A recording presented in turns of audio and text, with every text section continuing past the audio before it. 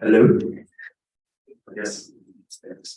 Hi everyone, I'm Alex Rosowski. I work at ARIA Technologies in Paris, the sister company of AriaNet. And today, just to change pace a little bit, I'm going to provide an update on some things that we've been working on recently in the domains of climate and regional air quality studies.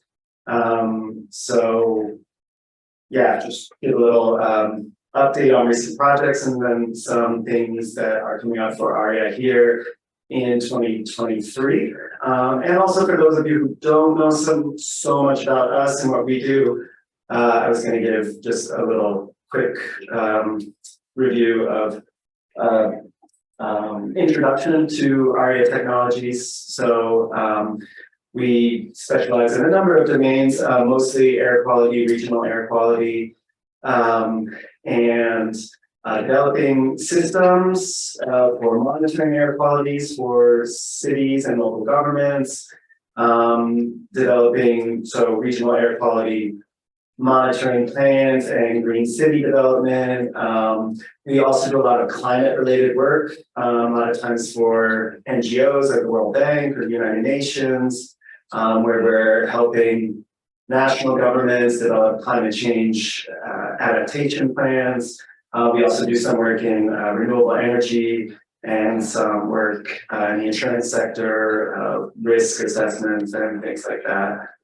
In terms of air quality, a lot of studies on dispersion of atmospheric pollutants, like I said, at a city scale or agglomeration scale, air quality, soil deposits from pollution sources, dispersion of gaseous particulates, radioactive and odorous pollutants. And we also develop tools that users can use, local officials can use to evaluate health risks posed by air pollution and create monitoring plans. Climate studies involve climate change mitigation and adaptation. So building tools for users to understand climate phenomena, tracking trends in long-lived greenhouse gases, and inverse modeling approaches to hopefully mitigate some of the potential for long-term climate change, and then also helping national governments adapt to climate change, the effects of climate change, by downscaling data from Cortex data sets to national scales to predict risks posed to different economic sectors from rising temperatures, increased potential for extreme events such as droughts and floods and things like that as well. Like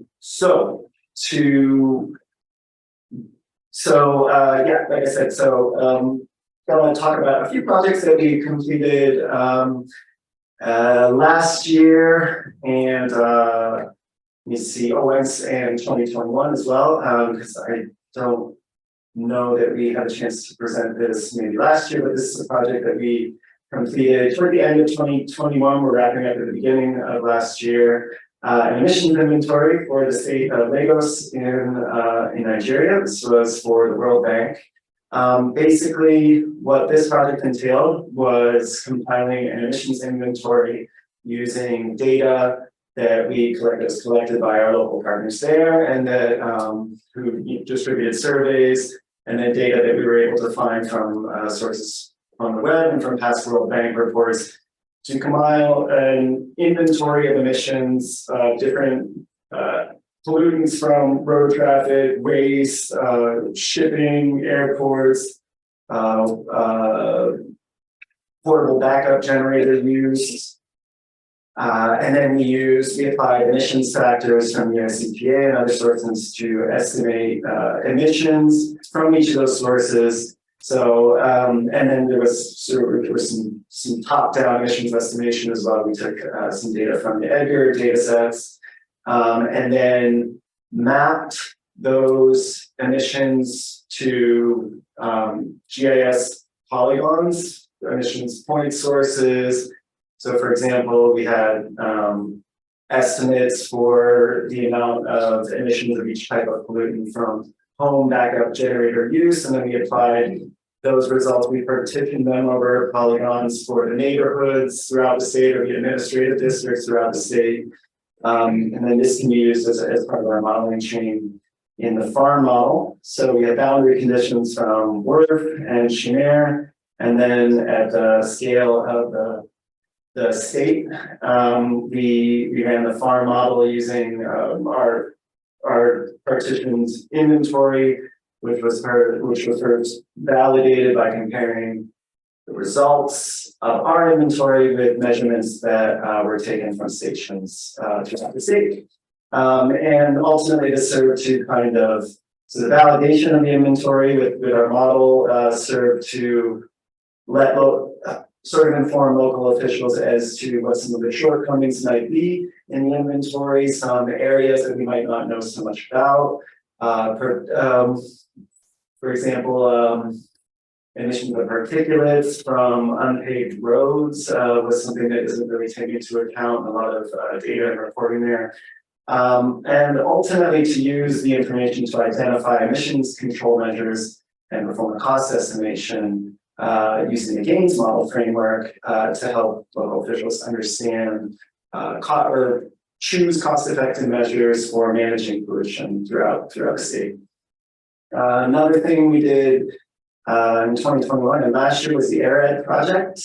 This was a public-private collaboration for the city of Guadalajara in the state of Jalisco. And the ultimate goal was to have a web and smartphone-based API so that users could monitor risks to public health posed by pollution under different emissions regimes and using emissions data sets from EDGAR and modeling simulations involving weather data and geographic data. Ultimately, to be able to monitor the pollution hotspots and areas where public health from pollution might be a concern. Don't worry about what all these acronyms mean. Well, I guess probably you guys know a lot of them, but basically this is showing this a schematic of our modeling chain and how we go. We went all the way down to PMSS. Basically, each step of the modeling chain uses as boundary conditions outputs from the previous and on down to fine scale, so we can see pollution hotspots along linear networks such as roads in the city, and produce very nice visualizations that that local officials can hopefully make use of. The web-based API that I mentioned is for government officials to be able to select different pollutants, different dates at different spatial scales, and be able to monitor how emissions events or different sorts of weather events may affect concentrations of different pollutants in the area. I've got a number of slides here about things that are coming up here in 2023. Oh yes, and I also wanted to talk a little bit about our roadmap for the integration of some of our software tools with the S.R.L project, which may have been mentioned already today, but I don't know, I don't speak Italian, so I'm not sure. Yeah, it was mentioned. So I want to talk a little bit about it, although I'm not the best person to ask about it.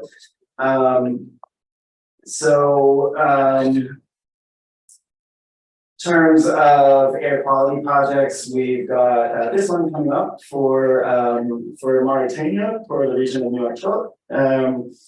We're going to be actually carrying out 2 measurement campaigns that are on the ground, one involving continuous measurements from equipment which is going to be installed in the city throughout the duration of the study.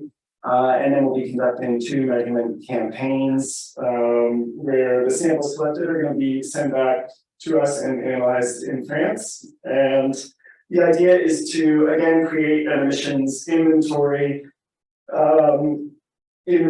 source sectors, road traffic, industry, different types of emitters, and use weather data and then use topography data to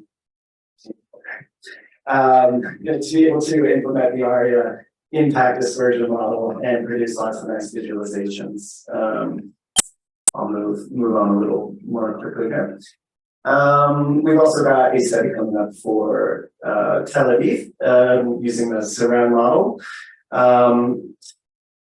Let's see, which has already been applied in several cities in France and throughout Europe, and now we're applying it to Tel Aviv using a road network that they provided for us. At the moment, we're waiting on building data. So a nice thing about S.R.L is that it takes into account the height of buildings on either side of the road to really give you a fine scale impression of how pollutant is dispersed throughout the road network. So this is something that's starting up. It's a really exciting project. Another nice thing about S.R.L that I mentioned here is that it has modules built into it that allow you to compare results with the location of stations, monitoring stations throughout the city if you have them. We've got another project that we're working on right now for Malawi, where we are focusing on 8 key agroecological districts throughout the country and conducting climate studies using downscale cortex data, and basically asking what has the experience been in terms of extreme events in these regions to date, and what is likely to happen in the future based on future climate scenarios, and what does this mean in terms of risk and vulnerability for key economic sectors. Similar project for S.R.L beginning, developing downscale or area-based climate change projections at 3 future time horizons. A nice aspect of this project is that we'll also be conducting on-the-ground training with staff from the National Meteorological Service to teach them to prepare climate change projections, scenarios, risks, and vulnerability assessments using our tools, which is really important in terms of managing climate change risk and adapting to climate change in countries that need these sorts of tools that we're developing. Okay, last couple slides here. I just want to talk about the roadmap for integrating our ARIA tools with the S.R.L project and where we are with that. Basically, the idea here, if I understand this correctly, but again, is probably yes, or Giuseppe might be better positioned to answer questions. Create centralized modules to manage operational execution of integrated modeling chains for air quality prediction.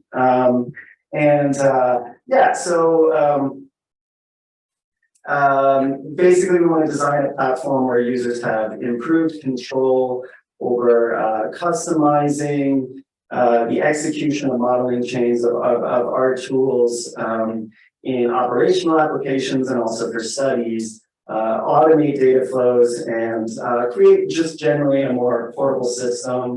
I have this really nice schematic from one of Alessio's presentations, I think, that Stefano and I were talking about this morning. So basically, users can easily configure new simulations using templates. And what I really like about S.R.L is that it builds you this nice little schematic here for you. When you tell it how you want to set up your chain, there may be a branch or something like that where you have farm simulation over 2 different areas or using 2 different GIS data sets or something like that, which I think is really useful. So we're working on getting all of these modules in software integrated into that. That's from the technical side of things, one of our big projects that's coming up here in 2023, although some of them I think are mostly already in there. A couple of these other ones are still kind of looking for trying to find out what the client base is, what the market is, and things like that. We've had a couple projects dealing with fire risk and things like that, but we're not quite to the point where we're going to put everything into FAR right away.